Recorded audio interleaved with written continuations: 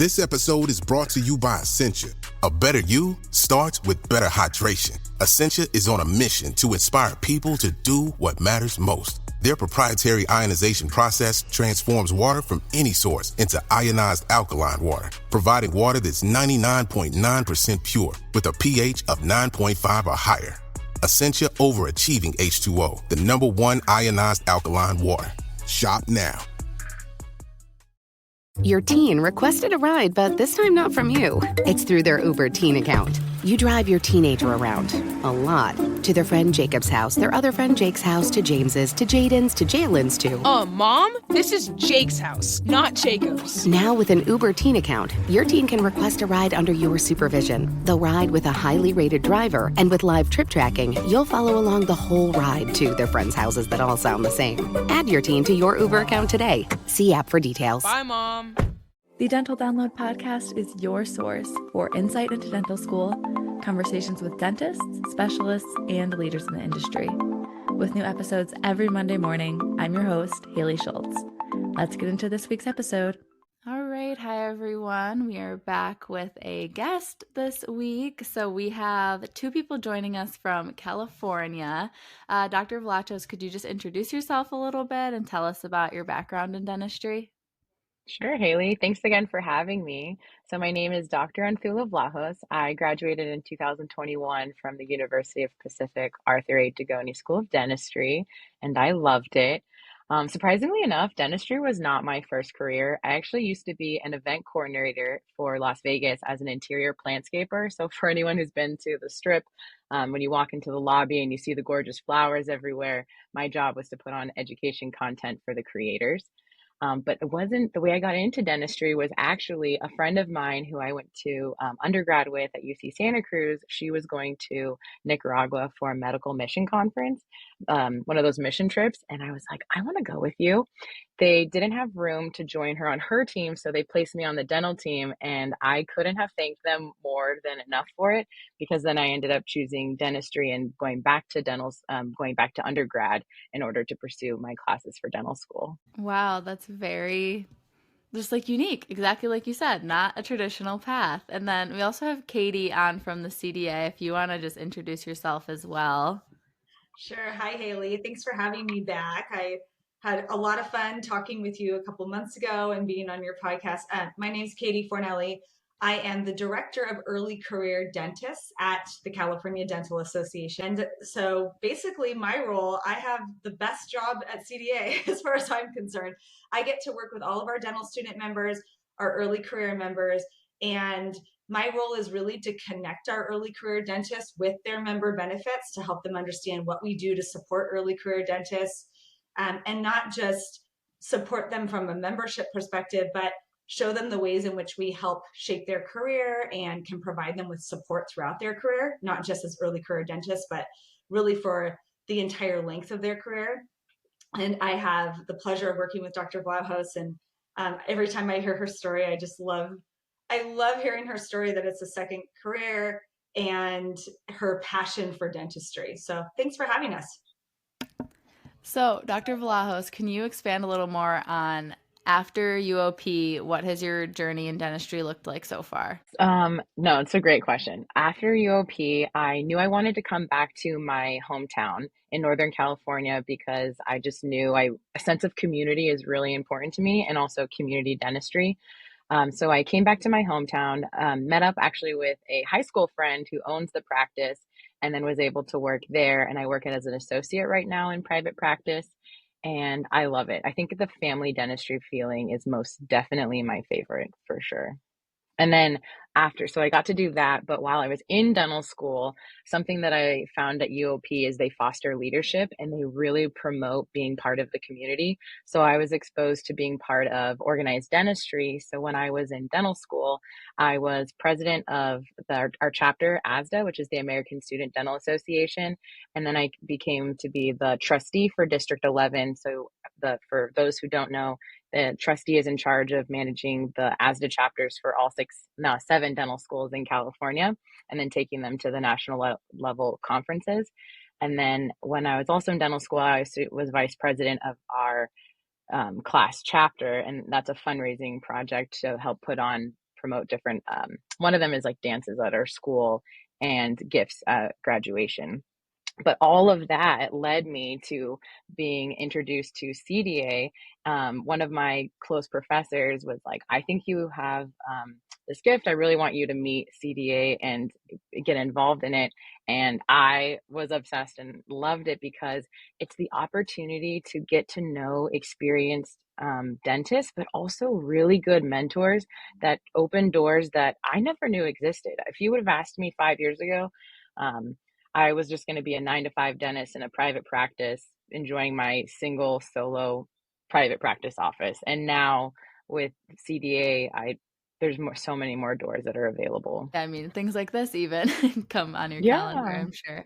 That's fun that you were so involved in ASDA because I am too, other side of the country. But yeah, I was our chapter president. I was involved with district leadership a bit. I have a national position right now. So definitely also going to be heavily involved in organized dentistry going forward. And we have annual session this weekend. Yeah, Coming. I was going to say that's coming up.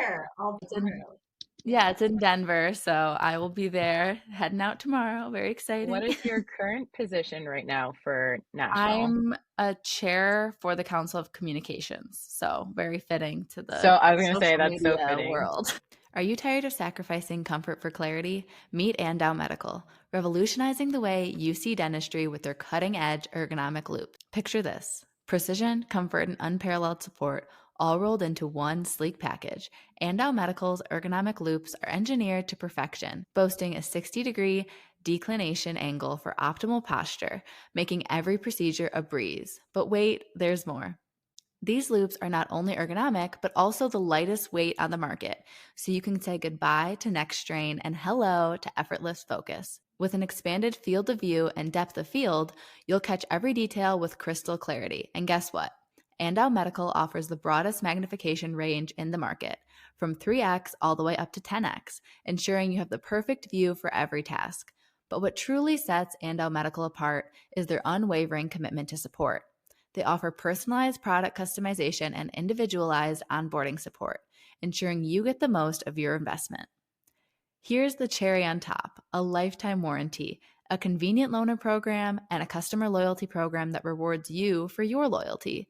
Plus, even more support for students. Need assistance? Andau Medical has got you covered with a dedicated support portal designed with you in mind. Plus, they offer a generous 3-month customization period to ensure your loop experience is tailored to perfection. With representatives across North America and the ability to demo their loops remotely, experiencing the Andau Medical difference has never been easier. And if you're still not convinced, just take a look at their glowing reviews. Over 400 5-star ratings on Google, maintaining a perfect score. It's no wonder why dental professionals everywhere are making the switch to Andau Medical. So if you're ready to elevate yourself to new heights, visit Andau Medical's website at www.andaumedical.com. And don't forget to follow them on my social media to stay up to date on the latest innovations in dental technology. Transform your dentistry experience today with Andau Medical's ergonomic loops, because when precision meets comfort, excellence follows. Again, thank you to Andau for sponsoring this week's podcast episode, and I will have their link in the description.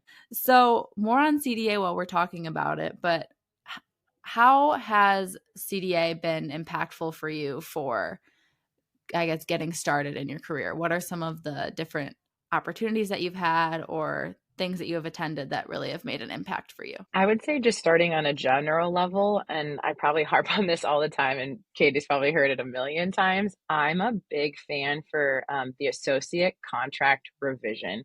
For anyone that's going, whatever their first job is in dentistry outside of graduating, just to keep you aware and just not get caught. Because I think as a new dentist, you think that a lot of people just have your best interest at heart. And sadly, that's just not true all the time. Our associate resources, we do have extensive resources for associate doctors. And like Dr. Vlachos said, we have a sample associate agreement. And our practice support team, Matt Nelson, who was on your podcast, Haley, a couple months ago, he is our practice management analyst. My background is in practice management. And so we certainly have those guidance and resources. And then, like Dr. Vlachos said, we can connect you with an attorney who can help review that contract. And we have attorneys who will do that for a nominal fee. But what's included in your membership is that sample associate contract, guidance on employment laws in California. And I usually say to doctors, if it applies in California, chances are you're going to be in good shape if you're out of state. So while we can't speak to employment laws outside the state of California, California tends to be pretty regulatory heavy and stringent. So, but we do have those resources and career guidance for our associate doctors. Take advantage. It's totally free as a student. And then, like Dr. Vlachos said, it is free. Membership is free for the first year, for the first full year after you finish dental school. So that's one. The second one is go to this event called CDA Presents. I like it because it's all the different companies around the country and you can go to their expos. And as a new dentist, these companies love to meet you because they're a future client of theirs and they're so ready to give you new burrs that they want you to try or new composite they want you to try. When I was in dental school, typically when you go to the dispensary, you get one type of composite, one type of bonding agent, one type of burr. And then you go to CDA Presents and you'll find that there's hundreds of products and everyone's like, try this sample, try this sample. And then you can go back to your office or wherever you're an associate at and then use it. And then you can call those people. And I think just a good way to get connected because a lot of my classmates are on social media or email. But the problem with that is we're in dentistry. It's a hands-on profession and you have to test it, to try it, to like it. Yeah, and for dental students, it's totally free to go to CDA Presents. So you just have to sign up, register in advance, and you can attend all of the courses. You can peruse the exhibit floor. We have a dental student hub on the exhibit floor, which is a lot of fun. It's just social networking. We have a lot of our leadership who are in attendance. So if you're looking for a mentor, that's a great way to, like Dr. Vlachos said, connect with a mentor, connect with somebody who's in leadership. And even if you don't think leadership is the right fit for you, it could be a great way to find a job. You never know who is looking for an associate, who is walking around the exhibit floor and might be just as nervous as you to network and connect. Yeah, I have some classmates from California that are moving back to California. So it's definitely something they should think about is attending that conference session, CDA Presents, because you might as well, I feel like, connect in the area you're going to be working is like the best thing you can do even before you start, honestly. Mm-hmm. And for your friends that even if they can't attend, let's say for the example, the date doesn't work for CDA Presents, CDA has this new thing that's called Now Plus Next. So if they find themselves in California on a certain weekend, we have 2 events that pass, but 2 more events that are coming up in March. So if this airs before then, they should check it out.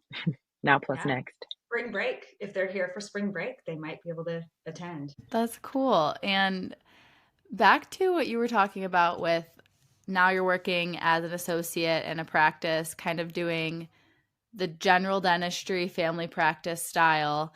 How did you figure out what kind of scope of dentistry you wanted to practice coming out of dental school? That's a really good question. I knew that I wanted to go back to my hometown. So I think that was really helpful in having a location in mind.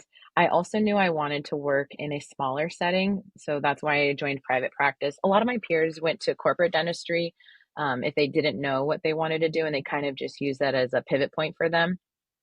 So that's something that I did. The other thing that I really knew that I wanted was I had a really good mentor that's in the practice I'm in now. And I would say that was my biggest takeaway. One thing that he shared with me during our interview process was, I want you to challenge yourself. And if you need help during a procedure, I'm in the room right next door. And I think him sharing that just helped me realize that that was where I needed to be. And even if, let's say, for example, I couldn't go back to my hometown and I couldn't find any location that either needed an associate or just didn't need me at the time, then when he said that, I just knew wherever I was going to go practice, let's say I needed to go to another state, I think just having someone know that I am a new dentist, I am going to make mistakes in the beginning. People are going to have sensitive teeth probably when they come back, or as an ideal prep just isn't ideal anymore and the exit angles are off for those that are still in dental school. I think just having a mentor or building a relationship with someone that you don't become stagnant in what you do. A lot of times my friends will go get a job they really like, they find out it's high paying and they don't want to leave, but then they're not challenging themselves. So just make sure you find whatever your fit is. If you like a lot of endo but don't want to specialize in endo, then find a practice that will support you in doing that, for example. That leads nicely into something else I'm myself thinking about as soon to be starting an associate position. So there's that fine line of challenging yourself, but also understanding your own weaknesses and when you need to ask for help or when a procedure is just too far beyond your reach. So, what advice do you have for people figuring out where that line is of confidence, but also self awareness? No, I think that's a really good question. One thing that I would suggest to people is if you know that you want to try something, then do your homework beforehand. One thing that I noticed about dental school and even the career of dentistry is you will forever be a lifelong learner. And I think that's why the dental board really harps on making sure you have your CE units that you need as a dentist and that they, are pretty stringent on it because they want you to be the best that you can be and then give the best procedures to patients and not be stuck in, you know, forever placing old composites that just don't work anymore or old silver fillings that just aren't the best. So for that, I would say find either a CE course that you really like. One places that CDA has is called CDA 360. It's this website that we have where you can find previous lectures that we've done in the past. You can start there, or if you just know, let's say for example, I'm a new dentist coming in and I really want to do more endo or third molar extractions that aren't impacted but somewhat partially exposed. Then make sure go to either Spear could be one of them, or Coyce or Dawson, or find an academy that really your philosophy kind of aligns with. Do your homework a little bit beforehand. Let your owner dentist know that, hey, I want you to start cherry picking cases for me that would be good for me to start at, and then they can fill your schedule that way. Let them know you want double the time that it would take an owner to do, and then just let them know that you want them to be available for that to get you out if someone needs to come get you. Yeah, that's very smart. Yeah, that's really good advice. And I think that a lot of doctors, especially new grads, are afraid to ask that. So I think that simply asking the question and putting yourself out there, and the worst thing that can happen is the owner doctor says, no, I'm not able to do that. But at least you know. So then you can say, okay, maybe this isn't the right fit for me. And then you can start taking the steps necessary to find the right location for you. Absolutely. I think one thing I also want to share with people that are either applying for positions or even people that are later in their life and as an associate or any other position, if your fit doesn't feel good, don't stay loyal to someone just because you feel like you have to. It's your life. If you feel like you're not growing, you're not happy, life's too short. Just say thank you very much for your time. Make sure your contract was reviewed by CDA previously, so there's no time strain commitment on it, and then just say thank you very much and just exit nicely. I'm also wondering, looking at your time so far practicing, is there anything that sticks out from your career as just like a big obstacle that maybe you weren't expecting, or maybe you were, but how did you work through that and like what was it? Ooh, that's a really good question. I would say being patient with myself. I think coming out of dental school, I thought I knew everything. I felt on top of the world. I was like, whatever procedures come into my chair time, I got it. Things happen. Some people just can't get numb for a while, and then that pours into your next procedure, or there's a really difficult crown prep that you're working on, and you just really can't get the distal, like if you're working on a distal margin of somewhere. So I think my biggest obstacle was being gentle with myself afterwards. Something that I learned was make sure your chairside manners are always improving, because a patient isn't going to know if your prep is exactly the margin that it needs for the lab or exactly the occlusal reduction that it needs. They just want to know, was the anesthetic okay? Did they treat me with respect? Did they listen to me? So I think my biggest obstacle was shifting my importance of clinical dentistry to making sure that my patients felt. Your teen requested a ride, but this time not from you. It's through their Uber teen account. You drive your teenager around, a lot, to their friend Jacob's house, their other friend Jake's house, to James's, to Jaden's, to Jalen's, to... Mom, this is Jake's house, not Jacob's. Now with an Uber teen account, your teen can request a ride under your supervision. They'll ride with a highly rated driver, and with live trip tracking, you'll follow along the whole ride to their friends' houses that all sound the same. Add your teen to your Uber account today. See app for details. Bye, Mom. A lot can happen in the next 3 years. Like a chatbot may be your new best friend. But what won't change? Needing health insurance. United Healthcare Tri-Term Medical Plans are available for these changing times. Underwritten by Golden Rule Insurance Company, they offer budget-friendly, flexible coverage for people who are in between jobs or missed open enrollment. The plans last nearly 3 years in some states, with access to a nationwide network of doctors and hospitals. So for whatever tomorrow brings, United Healthcare Tri-Term Medical Plans may be for you. Learn more at uh1.com. Yeah, that's huge. And exactly like you said, patients will just say, you've been so wonderful, like working with you. And they don't know if the dentistry that I put in their mouth is any good or not. They just enjoy spending time with you and they feel safe and comfortable. And that's the biggest thing that we're working towards for sure. Mm-hmm. No, I agree, because a lot of patients that come in will say, oh, I had a, people tell me all the time, I don't hate you, I hate the dentist. And I'm always like, okay, I understand.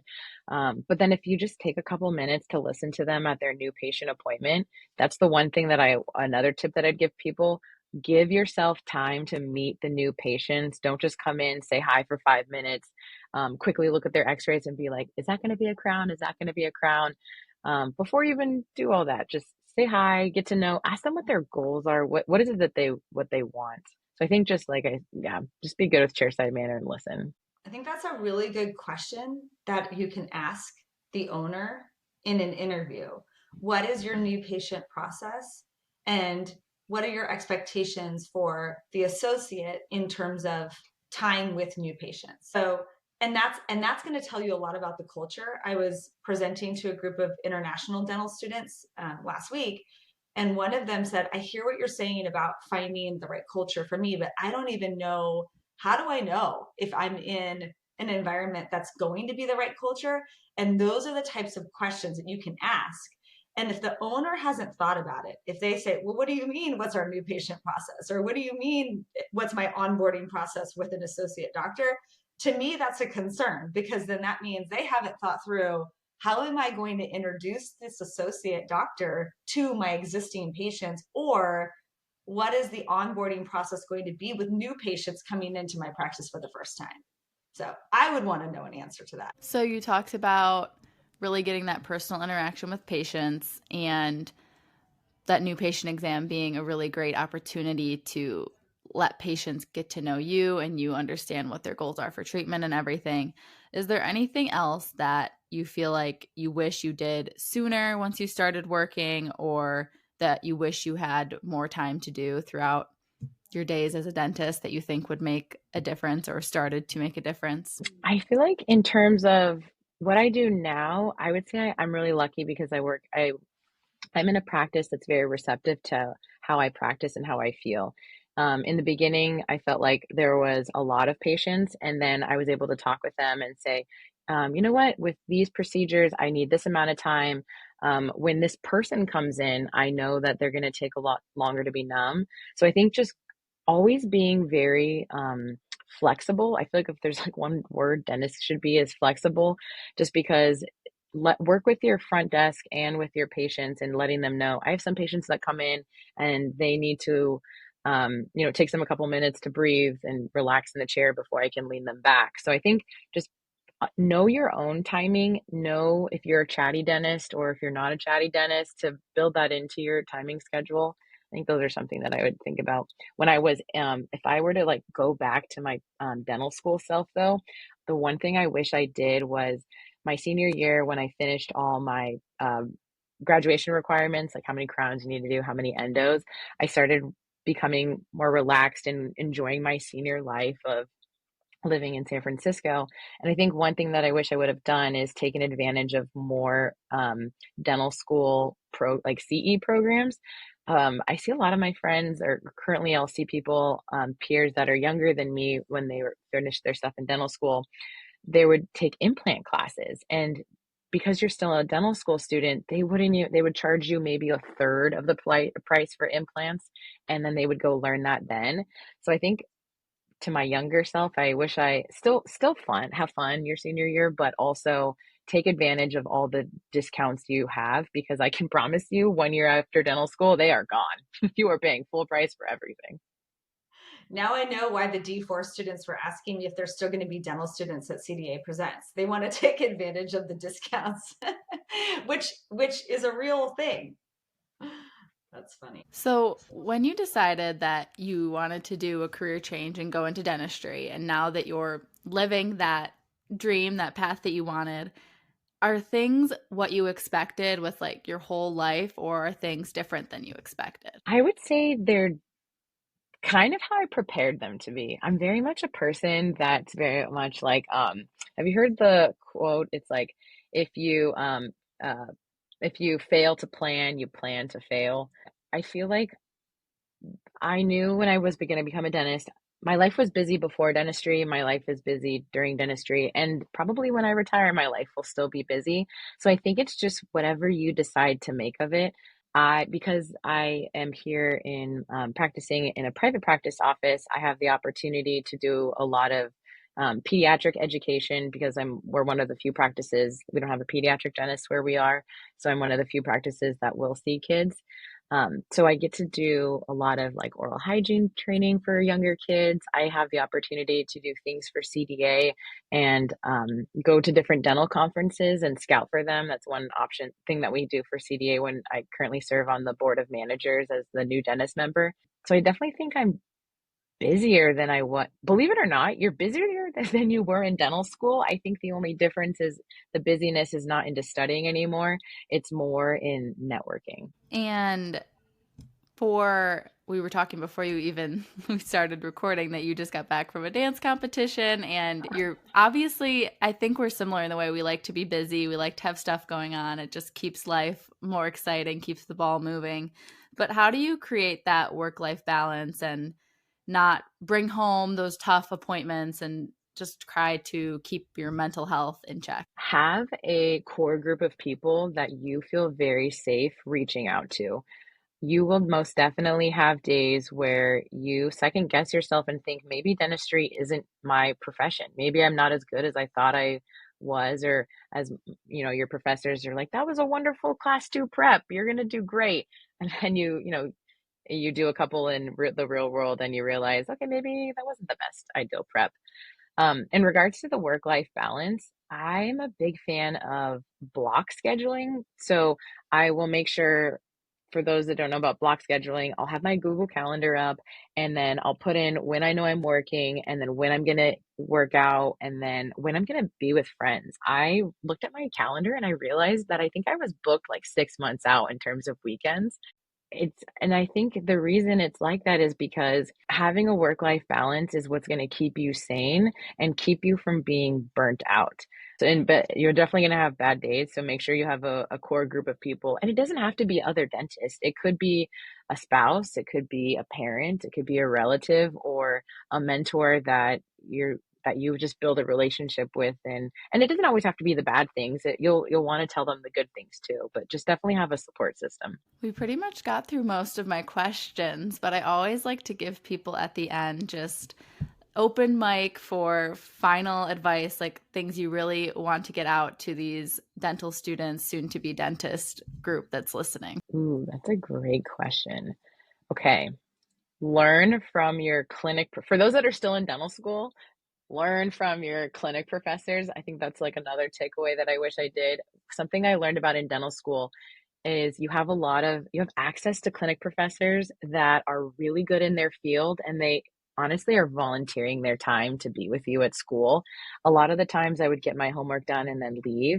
If you can, connect with your clinic professors and even ask them, is there something that you see that I should look into, or is there someone that you think I should meet?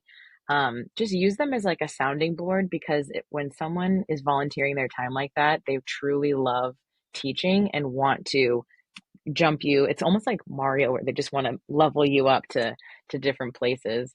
So I think that was the other one. And then just always remember, like, you're the average of the people that you surround yourself with. So if you have the ability to continue to just be part of different social circles, in terms of, for example, like Haley and I were talking about before this podcast, I'm Greek, so I love Greek culture. I love being surrounded by things like that. I recently just got back from a Greek dancing competition last weekend in Anaheim, and our group won first place. So we were really excited for that. But I think just have the ability to, whatever the things that you love to do, just continue to do them. Just because you're a dentist doesn't mean you have to stop living the life that you choose to live. Katie, do you have any final thoughts from anything that we've talked about in this episode?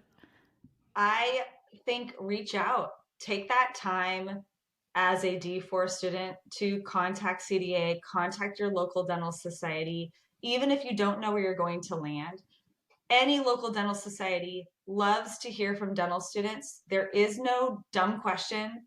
They just want to hear from you. They want to connect you to different mentors. Dentistry can be a very lonely profession if you let it be a lonely profession, but it doesn't have to be that way.